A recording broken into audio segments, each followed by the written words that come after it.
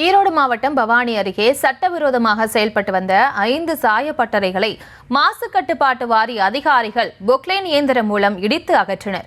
இது தொடர்பான கூடுதல் விவரங்களோடு இணைக்கிறார் எமது செய்தியாளர் ரஞ்சித். ரஞ்சித், வணக்கம். மேலும் விவரங்களை வழங்கலாம்.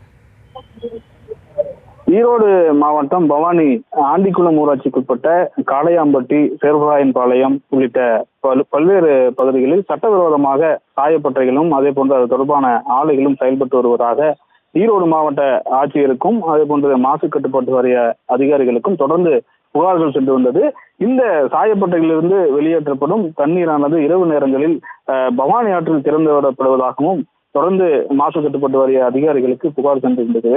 இதையடுத்து இன்று ஈரோடு மாவட்ட ஆட்சியரின் உத்தரவின் பேரில் சேர்வராயன் பாளையம் பகுதியில் இயங்கி வரக்கூடிய பல்வேறு சாயப்பட்டறைகளை சோதனைகளின் அடிப்படையில் அந்த சாயப்பட்டறைகளை அந்த பகுதியில் செயல்படக்கூடிய 10க்கும் மேற்பட்ட சாயப்பட்டறைகளை அதிரடியாக அகற்றும் பணியில் அந்த மாசு கட்டுப்பாட்டு வாரிய அதிகாரிகள் ஈடுபட்டு வருகிறார்கள்.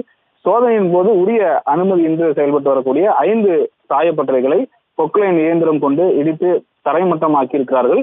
தொடர்ந்து அனுமதியுடன் இயங்கி வந்த ஒரு சாயப்பட்டறையிலிருந்து இரவு நேரத்தில் சட்டவிரோதமாக பவானி ஆற்றில் சுத்திகரிக்கப்படாத தண்ணீரானது வெளியேற்றப்பட்டது தெரிய வந்திருக்கக்கூடிய நிலையில அதுக்கான அந்த சாய ஆலைக்கான மின் இணைப்பினை துண்டிக்க மின்வாரிய அதிகாரிகளுக்கு பரிந்துரை செய்திருக்கிறார்கள். இதனைத் தொடர்ந்து மின் இணைப்பு துண்டிக்கப்பட்டிருக்கிறது. தொடர்ந்து சட்டவிரோதமாக செயல்படக்கூடிய சாயப்பட்டறைகள் மீண்டும் இயக்குவது தெரிய வரும் பட்சத்தில் அங்கு இருக்கக்கூடிய சாயப்பட்டறைகள் மீது கடுமையான நடவடிக்கை எடுக்கப்படும் எனவும் மாசு கட்டுப்பாட்டு வாரிய அதிகாரிகள் எச்சரிக்கை விடுத்திருக்கிறார்கள்.